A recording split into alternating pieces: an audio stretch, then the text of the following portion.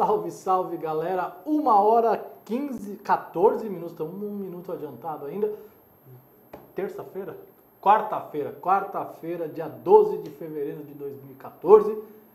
Rodada de Campeonato Paulista, de Campeonato de Copa Libertadores, falar de convocação da seleção, Copa do Mundo chegando, última convocação antes da lista final do Felipão.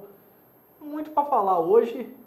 E para variar aqui do meu lado, Felipe Xavier, com adendo. Hoje não tem futebol internacional lá da Ásia, porque o Gabriel está enfermo, problemas mentais. Não, brincadeira, Gabriel.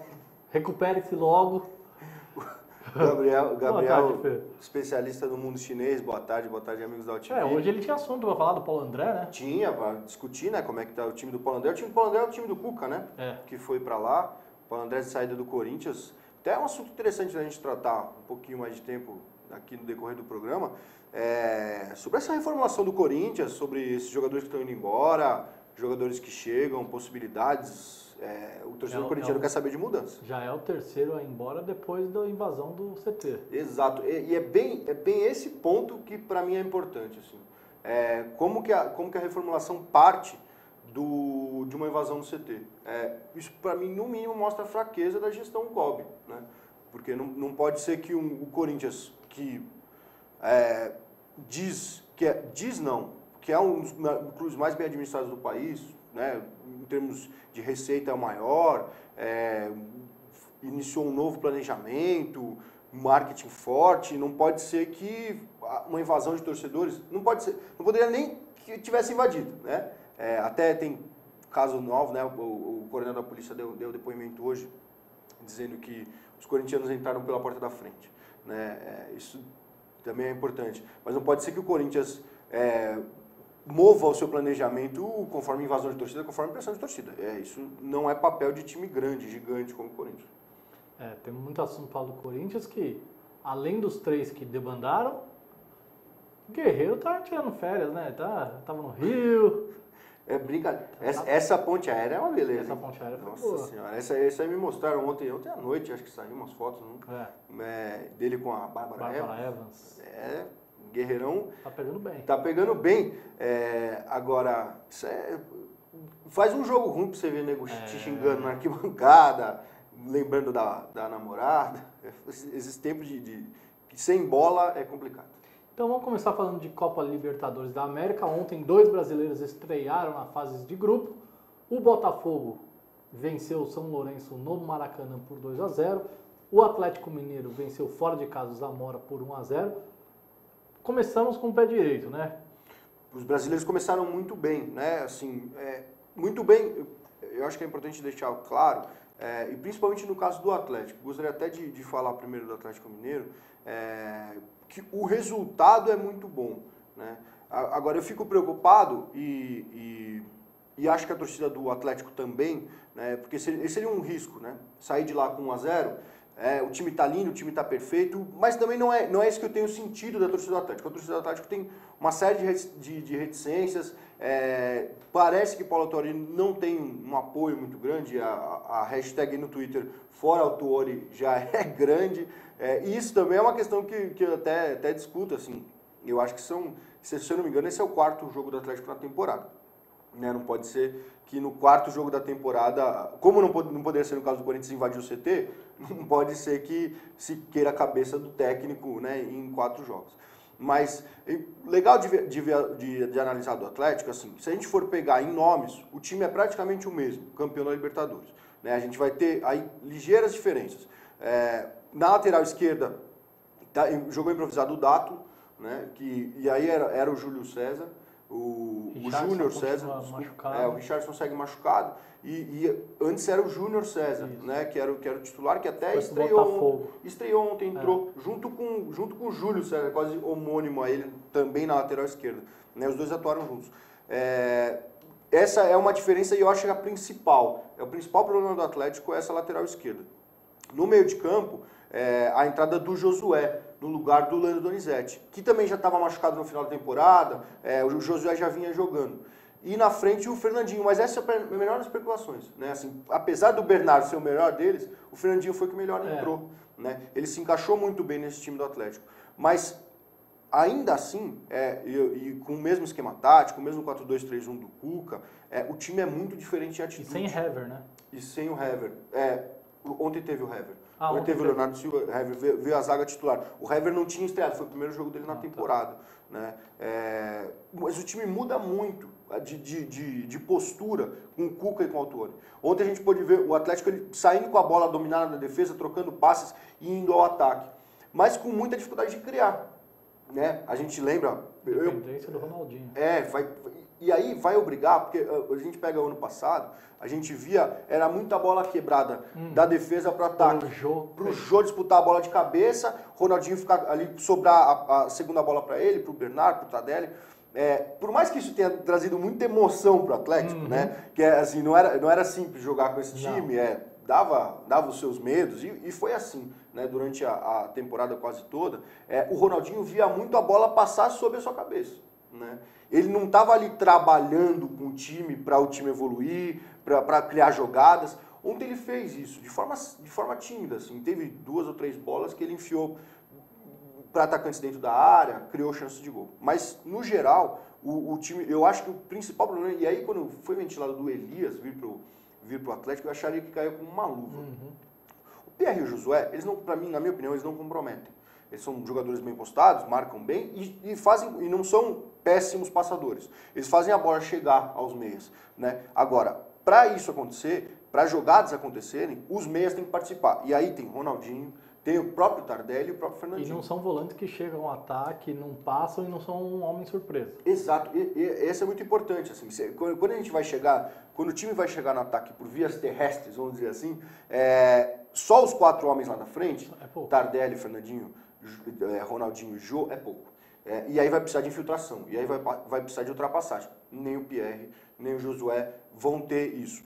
Por mais que eu acho que o torcedor atleticano está pessimista demais, tem essa questão, e eu acho que é importante o Autuori prestar atenção nisso, e muitas vezes eu fico na dúvida se ele talvez não esteja podando demais uma característica genética do Atlético Mineiro, né? Que é essa bola quebrada na frente, que aconteceu. Na segunda etapa aconteceu mais com a dificuldade, mas eu acho que para início de conversa, o resultado inicial é muito bom. E jogou o segundo tempo com o freio de mão puxado o Atlético. Jogou, e até interessante, né? Arriscado, né? Muito. Jogar, o time do Zamora é um time frágil, né? Assim, eu não vi grandes potenciais técnicos, nem na armação da equipe do time do Zamora. É aquele famoso jogo para ganhar, mesmo fora, mesmo Libertadores, não importa, era um jogo para ganhar, e o Atlético correu risco. Se não é o Jô lá na frente cabecear para abrir o placar, seria um resultado, no mínimo, frustrante, né? Com certeza. Estrear numa Libertadores contra um Zamora sem vitória ia ser muito frustrante. E para defender o título, né? E para defender o título. Era muito, muito nítido na postura do Zamora, esperando o Atlético. Lógico, é o campeão da América. O Corinthians sofreu isso, né? De ter um time campeão do mundo e obviamente, as pessoas... Como a gente discorre aqui como o Atlético jogava, todo mundo sabe como o Atlético jogava. Não tinha mais segredo, né? Então, o time tem que se reinventar. Eu acho importante o Paulo Autuori fazer esse time sair com a bola jogando. Acho importante criar alternativas. Acho importante tudo isso. Agora, tem que fazer engrenar. São 4 jogos, mas tem que fazer melhorar para seguir bem. E eu acho que tanto ele quanto o Cruzeiro, para mim, são os principais favoritos do Brasil para Libertadores. E o Botafogo estreou contra o São Lourenço no Maracanã, venceu 2-0, o gol do Tanque Ferreira, fez o primeiro gol. Fez, O Tanque Ferreira, ele é muito cornetado, né? Logo muito, de cara. Eu acho ele um centroavante simpático. Mas me surpreende esse Botafogo, que eu esperava menos desse Botafogo para esse ano. Porque perdeu peças importantes. Mas muito importantes, né? Assim para começar, o Oswaldo, né? Começou Oswaldo Oliveira, perdeu o Seedorf, que era o técnico dentro de campo. Você me perde o Rafael Marques, que estava jogando bem no final do ano. Então, lá atrás perde Felipe Gabriel, perde Yuri, perde Andrezinho, o próprio menino que substituiu ali, esqueci o nome dele agora. Que fez um golaço, Me fugiu, mas o menino que jogava ali aberto na direita, perde peças muito importantes, e perde até um estilo de jogo, né, que já tinha construído. E me surpreende o Jorge Wagner começando bem a temporada, né? Eu não esperava muito a bola do Jorge Wagner, porque já tem uma idade avançada, nunca foi um jogador de correr, começou na lateral esquerda, foi para o meio campo. Eu esperava ele só na bola parada, mas não, ele está dando uma dinâmica no time do Botafogo interessante. Dá uma dinâmica importante, mas quando você diz assim, de lentidão, foi esse, os primeiros jogos do Botafogo foi isso, assim, né? A gente, opa, talento, peraí. Mas aí eu acho que vem, né, para curar essa lentidão, vem duas peças muito importantes, e que aí são as novidades, né? O Olisson e o próprio Eduardo Húngaro. Né? O Eduardo Húngaro, ontem, o time parte de um 4-2-3-1 também, né? Com o Olisson na direita, o Lodeiro por dentro e o Jorge Wagner na frente, com o Tanque Ferreira enfiado na área. Mas, no decorrer do jogo, esse esquema mudou. O Lodeiro passa a atuar aberto por um lado, o Jorge Wagner pelo outro. O que acontece? Até para o Jorge Wagner isso é muito importante, porque desobriga ele da diagonal para dentro da área. Né? Então ele vai correr menos, ele vai ficar mais postado, pode cruzar bolas, pode bater a bola no gol. E é um diferencial do Jorge Wagner que falta muito nos jogadores brasileiros, é esse chute de fora da área. Parece que o jogador brasileiro tem medo de bater de fora da área. Não, e assim, é importantíssimo, principalmente para jogo truncado. O gol ontem, o primeiro gol do Botafogo, saiu disso, de um chute de fora da área do Jorge Wagner, o goleiro rebateu e o Tanque Ferreira fez. E o Ferreira fez. É uma arma fundamental, Eu acho que o Jorge Wagner tem ainda para acrescentar, mas tem esse porém. Assim, eu acho que não dá para ele jogar, por exemplo, se você jogar com dois homens abertos correndo pelos lados, talvez faça falta na marcação e falta na aproximação ao Tanque Ferreira, que eu até estava comentando aqui, ele não é um gênio, ele não é um gênio. Ele até longe disso. Bem longe disso. Até tecnicamente, imagino que ele seja pior que o Rafael Marques. Né? Mas o Rafael Marques é uma boa lembrança para o torcedor do Botafogo. Nos primeiros jogos do Rafael Marques, ele era criticadíssimo. Né? Criticadíssimo. E depois foi um homem muito importante para a boa campanha, apesar de acabar de forma um pouco melancólica para o Botafogo, né? Que poderia até mais no campeonato, ele foi um homem muito importante. E eu acho que o Ferreira, ele pode ser muito importante. Assim, ele vai brigar na área, ele vai... Né, ele é trombador. Ele vai causar choque entre os zagueiros, ele vai incomodar a zaga rival. E quase um Hernani. Exato. Ele até talvez participe mais de jogo que o Hernani. Né? Assim, o Hernani eu vejo ele muito esperando uma bola. Né? Uma bola que ele não precisa dominar. Se ele dominar, a bola vai escorrer pelo lado. Mas ele recebeu uma bola, ele vai mandar na caixa. O Ferreira, ele vai brigar nas bolas dentro da área, vai fazer pivô, vai fazer isso, vai fazer aquilo, vai fazer um forró. E até é importante para o Olisson. Né? O Olisson, tendo a atenção dos atacantes para o Ferreira, o Olisson vai ficar livre para movimentar. E é isso que ele fez ontem, até caindo pela esquerda. Né? Ele começa aberto pela direita, mas vai caindo muito pela esquerda, uma opção de velocidade. Eu achei muito interessante o jogo do Botafogo. E hoje temos mais dois brasileiros estreando, né? Tem Libertadores, temos hoje o Flamengo estreia e o Cruzeiro. Flamengo e Cruzeiro estreiam hoje. Desses dois aí, Cruzeiro é um que tem que olhar com mais atenção essa Libertadores, né? Assim... Um dos favoritos. Eu acho que chega uma posição melhor em relação ao Flamengo, né? Assim, eu acho que chega em pé de igualdade com o Atlético, pelo futebol dos dois, no auge, né? Vamos dizer assim. Se a gente pegar a reta do brasileiro, a reta final, brasileiro, Cruzeiro. Do final do ano para cá. Do final do ano para cá, o Cruzeiro... Até porque no Mundial o Atlético deixou a desejar e isso daí mostra que deu uma balada, não só pela perca do título, mas com a saída do Cuca. Com a saída do Cuca perde muito. E assim, até em termos de, como se disse, de moral mesmo, de autoestima dos jogadores, eu acho que cai muito. O Cruzeiro chega forte, chega muito bem, né?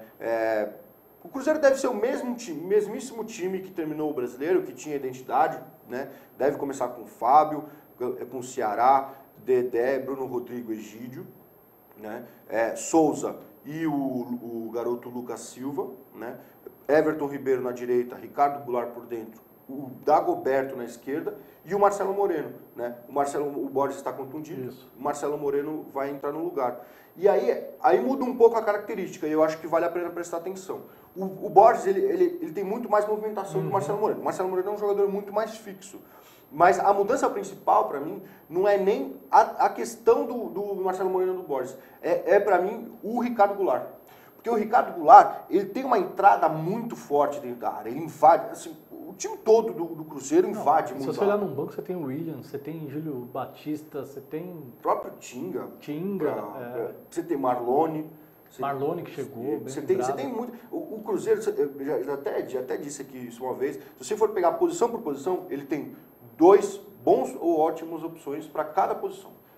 Isso eu acho que é um diferencial muito importante para o Cruzeiro, que né, nessa troca, vamos dizer assim, elenco, ele não vai ter variação de elenco, pode ter variação de boa fase. O que o Botafogo já pode sofrer, porque não tem peça de reposição no banco. Pode sofrer muito. Eu acho que o Botafogo, principalmente, pode sofrer muito assim, com as mudanças. Não tem peça de reposição para o Marcelo Matos, para o Gabriel, volante. Ali na frente também não. Até, se a gente for pensar, assim, o Tanque Ferreira é o que tem melhor. Seria o Elias, né, que estava ali junto na temporada passada. Mas eu acho que pode sofrer muito. Uma coisa que o Cruzeiro...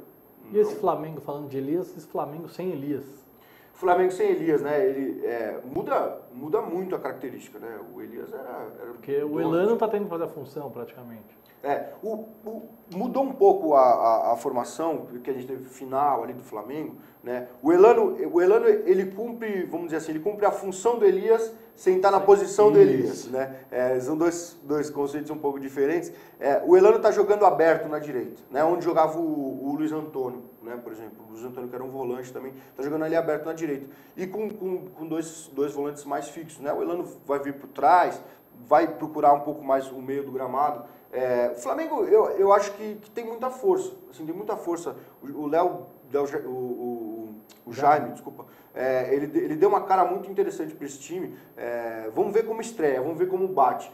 Também é importante dizer assim, tem peças, por exemplo, como o Hernani, como o Paulinho, que são jogadores não tão tarimbados quanto o Elano, né, para disputar a Libertadores. Então e são as peças mais importantes do elenco, vamos dizer assim, eles podem sentir.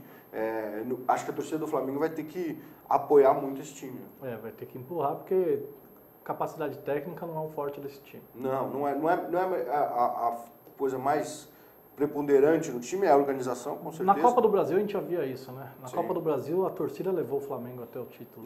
E essa torcida com o Maracanã lotado vai impressionar qualquer um. Até ontem, um público que do Botafogo? Do Botafogo eu achei razoável. Acho que foi 30 e pouco, né? Não chegou aos 50 mil da primeira partida. Que não era uma final, né? Como era outra. Mas você via os gringos, pelo menos, olhando pro Maracanã, a torcida. Isso influencia, com certeza. Bom, mudando de assunto, passando já pela Libertadores, vamos falar de convocação de seleção brasileira. Ontem o Felipão colocou uma lista de 16 jogadores que atuam no exterior, lembrando que é para o jogo contra a África do Sul, que é o último amistoso antes da lista final que ele vai soltar para a Copa do Mundo. Ou seja, tem 3 vaguinhas ainda de brasileiros nessa próxima convocação, que vai ser feito 5 dias antes do amistoso. Surpresas, novidades, né? Não são surpresas, foram o Fernandinho do Manchester City e o Rafinha do Bayern de Munique. Me surpreendeu o Maicon não ser chamado. Talvez ele já tenha visto o suficiente, que é testar o Rafinha. Eu vou bem para essa linha também. Né? Mas diz Júlio César, goleiro. Então o segundo goleiro vai ser brasileiro. Temos na lateral direita Rafinha e Daniel Alves. Na esquerda o Marcelo. Na zaga Thiago Silva, Davi Luiz e Dante. Volantes, primeiro volante, a surpresa foi o Fernandinho. Surpresa não, né? Fernandinho do Manchester City. Luiz Gustavo do Wolfsburg. Paulinho do Tottenham. Exato. Né? O Hernanes ficou fora dessa convocação. Oscar e William do Chelsea no meio campo. E na frente tem Neymar, Hulk, Bernard. E só os 3? Robinho e Kaká fora da convocação. Para mim, eu acho que fundamental aí, e peça importantíssima que eu acho que pode ser desse elenco, é o Fernandinho. O Fernandinho está comendo a bola no Manchester City. Assim, muito. Se futebol é momento. Se futebol é momento, pode dar as 5 para ele. Não tem como ele ser reserva do Luiz Gustavo. Não. Se bem que o Luiz Gustavo está jogando bem na Alemanha. No Wolfsburg. Ele tá jogando bem, tá fazendo um E ele ganhou a confiança do Filipão, né? Ganha. E isso aí que é curioso, né? Assim, o Felipão tem muito isso, né? Do jogador ganhar a confiança dele, que é um fator importante, assim. Eu acho que tem muita gente que diz que goleiro é a posição de confiança. Mas E tem muita gente que diz também, assim, meio que desdenha do Felipão. Não, o Felipão é só motivação, ele faz a família escolar. Não é só isso. A confiança no jogador também é importante. Você saber que ele vai correr por você, que ele não vai estar jogando para aparecer, que ele vai estar jogando para o time. Isso é importante. O Luiz Gustavo fez muito bem isso, né? O Luiz Gustavo, o brasileiro, né, pode achar, pô, mas ele foi dispensado do Bayern de Munique. Assim, foi uma questão circunstancial. E circunstancial é muito diferente. Entra um Pep Guardiola, que ele não joga com o primeiro volante, nunca fez isso, e não ia ser com o Luiz Gustavo que ele ia ganhar essa posição. Né? O Thiago Mota já também lá. O Javi Martínez. O Javi Martínez, que foi uma contratação cara, por exemplo, dele, mas que a diferença do Javi é que ele pode jogar de zagueiro. Que o Luiz Gustavo não dá, pela altura. Né? Então, muita gente, e a gente acompanha os campeonatos europeus, a gente não são só os que estão no time top, né? Então, assim, no Wolfsburg dizem que ele está fazendo um bom campeonato, que ele tá disputando bem, que ele está com bastante regularidade. E vai ganhar a posição. Mas, essa vaga de segundo, primeiro volante, vamos dizer assim, eu acho que o Fernandinho cai muito bem. Ele vai ser uma opção de um time mais leve, né? Então, ele é mais, vamos dizer assim, ele joga mais solto que o Luiz Gustavo, ele tem um melhor poder de passe, tem mais chegada na frente, bate melhor, e está jogando nessa posição. No Manchester City, que joga com 2 linhas de 4, ele joga ao lado do Yaya Touré. Né? Então ele vai ficar um pouco mais, ele vai segurar um pouco mais a zaga, ali perto da zaga, vai proteger mais. E eu acho que as outras opções que se apresentaram, Lucas Leiva, o próprio Fernando do Shakhtar, eu acho que vão ficar muito parecido com o Luiz Gustavo. Eu acho que o Fernandinho vem para ser uma peça diferente, para ser uma peça que pode acrescentar. Agora, analisando essa convocação, Kaká e o Robinho estão fora da Copa. Eu fico na dúvida se eles estão fora da Copa. O Kaká eu tenho certeza, praticamente. O Kaká eu tenho certeza, eu acho que não tem espaço e também acho que não deveria ter. Eu acho que ele não está jogando essa bola toda para estar... O William e o Oscar... E até o William, principalmente o Oscar, assim, eu fico até um pouco chateado às vezes, vendo assim, não, porque a gente não tem um camisa 10, porque a gente não tem um camisa 10. Eu acho o Oscar um belíssimo camisa 10. Eu acho ele muito bom jogador, ele é criativo, ele invade a área, ele chega, ele marca, ele é um jogador muito moderno. Né? E fico às vezes com a impressão de que o Oscar, ele é um pouco Rivaldo, ele é um pouco desprovido de vaidade, de marra, né? De vamos dizer assim, um pouco mais expansivo, de ser mais retraído, e isso acaba prejudicando até a imagem que a gente tem dele. Os caras jogam muita bola, ele joga muita bola e assim, eu acho que tendo ele, e principalmente tendo o William do lado dele, a questão da armação da jogada fica muito simples.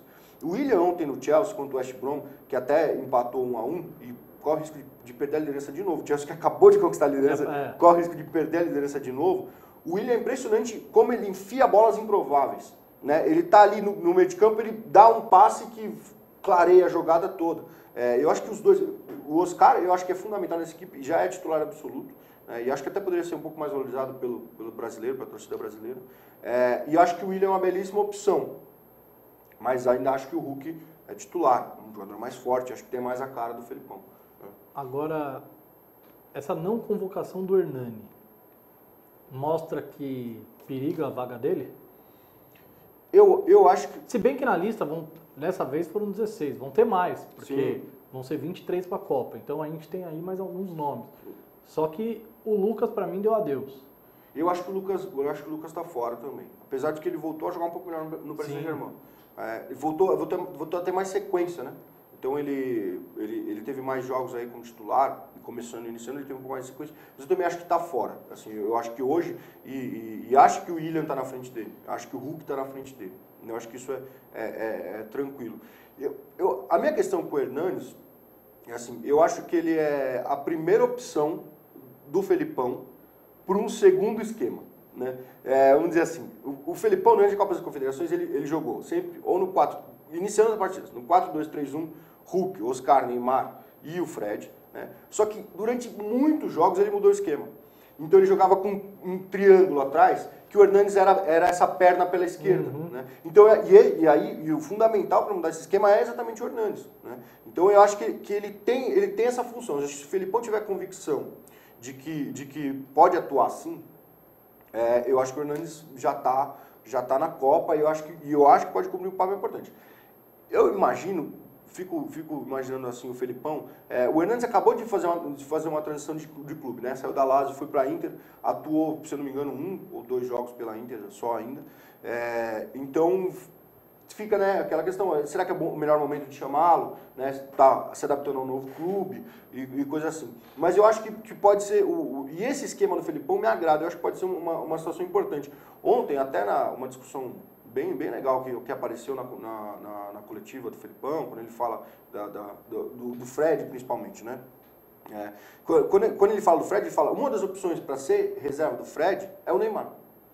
E isso é uma questão que eu acho que, por exemplo, o Mano começou a introduzir, a gente discutir, infelizmente os resultados não vieram, para essa discussão se aprofundar e para ele ser o 9 lá na frente. E com o Neymar 9 lá na frente, vamos imaginar, o Neymar lá na frente, a gente pega o William aberto num lado, o Oscar aberto do outro. Vamos dizer que a criação de jogada foi sanada. Tá ali, tá tudo completo. Um triângulo no meio de campo ali fica, eu acho que dá uma liga interessante para esse time e eu acho que o Hernanes é peça fundamental disso. Falando de brasileiros que atuam no Brasil, tem três nomes que vão ser chamados ainda. Um goleiro, um atacante e mais uma posição que provavelmente pode ser outro atacante. Pode ser Fred, Jô e um goleiro? Eu acho que vai por aí. Eu acho que vai por aí. O Felipão... Até porque o Fred não deve atuar o jogo inteiro. Sim. Eu acho que pode ser por aí. E de verdade, assim, hoje eu acho que o Leandro Damião não está pronto ainda para substituir o jogo. Jogador por jogador, acho que o Leandro Damião é melhor. Agora, como opção, talvez o jogo me agrade mais. Eu acho que para um jogo muito fechado, uma defesa muito forte, que jogue atrás, jogue concentrada na área, eu acho que o jogo talvez seja uma opção mais interessante do que o Damião. E o Pato deu adeus com a saída para o São Paulo, né? Porque não vai jogar o Paulista. Não, quando ele faz a transferência, ele fala adeus Copa do Mundo, né? Mas, vamos falar a real, que ele já tinha dado adeus à Copa do Mundo desde que ele chegou no Corinthians, né? Se ele não é titular ali... Ele foi convocado, né? Mas não agradou. E essa briga no gol aí? A gente tem 4 goleiros convocáveis que estão na expectativa. Vitor, Fábio, Jefferson e Diego Cavalieri. Desses 4 aí, o que você aposta? Eu acho que o Júlio César está garantido na Copa do Mundo. Sim. O próprio Felipão já disse. Eu acho que o Jefferson é o segundo, vamos dizer assim. Você acha que o Jefferson é o segundo? Eu acho que o Jefferson é o segundo, vamos dizer assim, o segundo a ser chamado com certeza. Tá. Talvez, não sei se ele Pode seja... ser o terceiro goleiro, mas vai estar na Copa. Exato, vai estar na Copa. E eu acho que a outra briga vai ficar entre Cavalieri, Fábio, Vitor. Fábio mais por fora, né? Mais por fora. Eu acreditaria muito no Diego Cavalieri. Eu acho que deles é o melhor goleiro mais completo.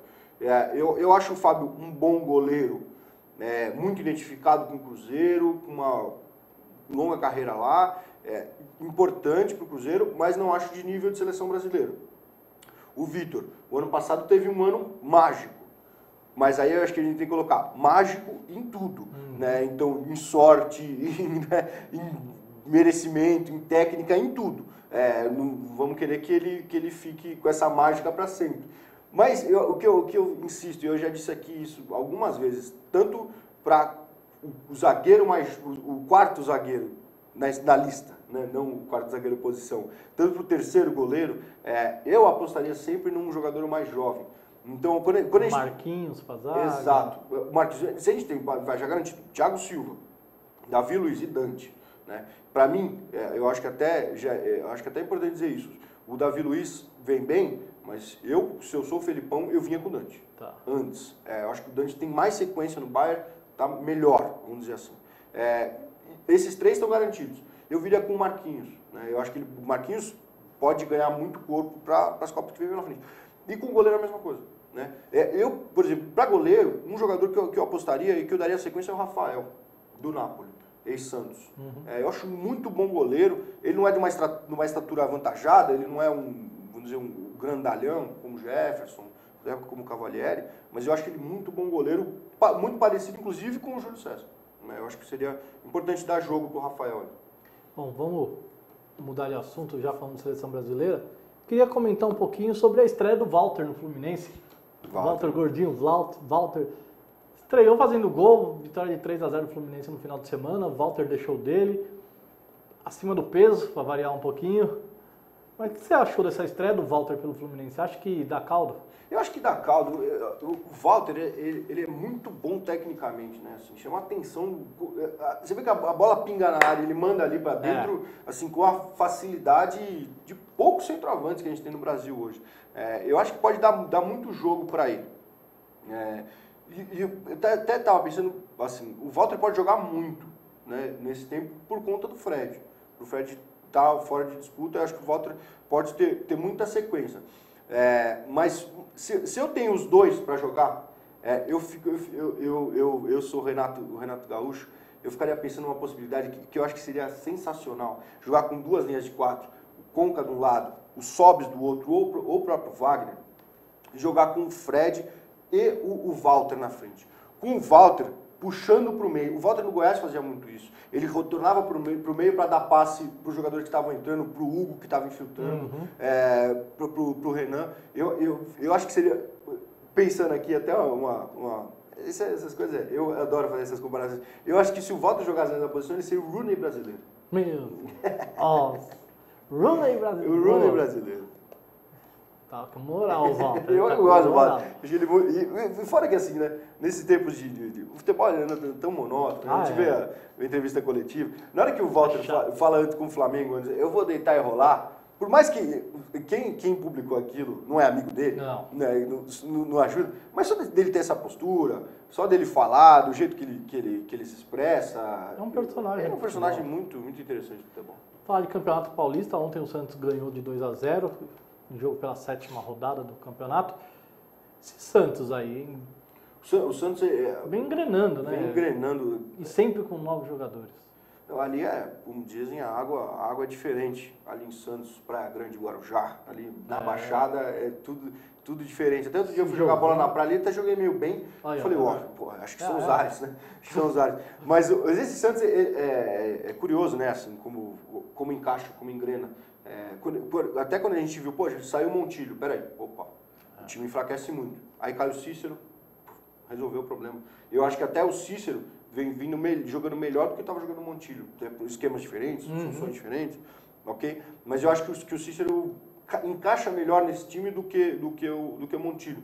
É muito importante nesse time as diagonais, tanto do Giovani como do Thiago Ribeiro. O Thiago Ribeiro, eu ainda acho ele muito travado no Santos, né? Como no ano passado, acho que ele ainda não desempenhou, não deslanchou o futebol que ele pode jogar, né? Eu acho que ele pode jogar mais do que isso. Mas aí, se a gente olha o Giovani, parece do nada, né? Assim, do nada não, estava emprestado, estava jogando isso, aquilo, mas não estava na grande... Foi uma aposta também do Oswaldo. Uma aposta do Oswaldo e tá jogando muita bola. Ontem no primeiro gol, a enfiada do Cicinho é muito precisa para ele. Ele entra e marca o gol. E assim, o Santos ontem jogou pro gasto, né? Assim, não jogou uma partida muito... Com a camisa amarela, né? Em homenagem à seleção brasileira. Mais um. Até tem Corinthians, Palmeiras, Santos, Bahia, Curitiba e Internacional. Acho que Se eu não me 6 engano, clubes, isso. Eu acho que são todos os principais clubes da Nike, isso. E Adidas com o Palmeiras. Né? Não sei se o Flamengo vai entrar nessa. Eu não vi nenhuma camisa Também do Flamengo. Não vi nenhuma camisa do Flamengo. Capaz de usar a negra. Eu até achei uma camisa interessante. Eu achei bonita do Brasil também. Eu achei a camisa do Brasil, essa preta, eu acho bem bonita, acho bem bacana. O Santos jogou pro gasto, mas muita velocidade, né? Muita velocidade. Então o segundo gol que mata a partida é isso, é um contra-ataque, até o Damião passa pro Giovani que marca o gol. Eu só queria chamar a atenção para a manchete de alguns jornais, que eu já ouvi falar de jejum do Damião. Gente, é o segundo jogo dele. Não dá para com aquela foto que ele erra a cabeçada, né? Não, assim, pra mim é muito exagerado dizer isso. E ele tem jogado bem, ele tem participado bem do jogo. Ele deu passe pro segundo gol. Exato. Acho que assim, é muito, muito exagero. Será? O Santos tinha jogo. Comentar do jogo eu acho que seria bacana. Não precisava falar que ele estava com jejum. Amanhã, que talvez não tenha pauta, aí você põe lá jejum do Damião. Mas é o segundo jogo do cara. Deixa ele jogar. 10:02 da tarde, pra gente terminar o Olé, vamos falar de Paulo André. Paulo André indo embora do Corinthians, indo jogar na China. Isso daí é do mercado, é um recado da diretoria, é pressão da torcida? Sua opinião, Fê, o que você acha que aconteceu nessa saída? A gente começa a perceber, quando sai o Douglas, quando sai o Pato, quando saem alguns jogadores, quando tentam se desfazer do Danilo e coisa assim, a gente, peraí, tem alguma coisa. Mas como isso aconteceu tudo na sequência, e agora já é o terceiro jogador que vai embora, né? O Paulo André, que foi pro time do Cuca. A China até a gente vai querer, no próximo programa que o Gabriel estiver, ele vai fazer uma análise tática, mais com desenvoltura dessa equipe, porque ele é especialista do mundo chinês. Mas quando a gente vê isso, a gente percebe que é um movimento da diretoria. Né? Tá tendo um desmanche, uma limpa, até uns mais exaltados estavam falando que não era desmanche, era quimioterapia. Não, aí eu já acho que para mim já é demais. Eu já acho que é muito. Mas, de qualquer forma, eu não gosto dessa postura. Para mim, quando se começa a fazer isso, depois de uma invasão no CT, eu acho que isso enfraquece. Mostra fraqueza. Mostra fraqueza. Porque assim, qual que é o seu planejamento? O planejamento começa no começo do ano. Certo?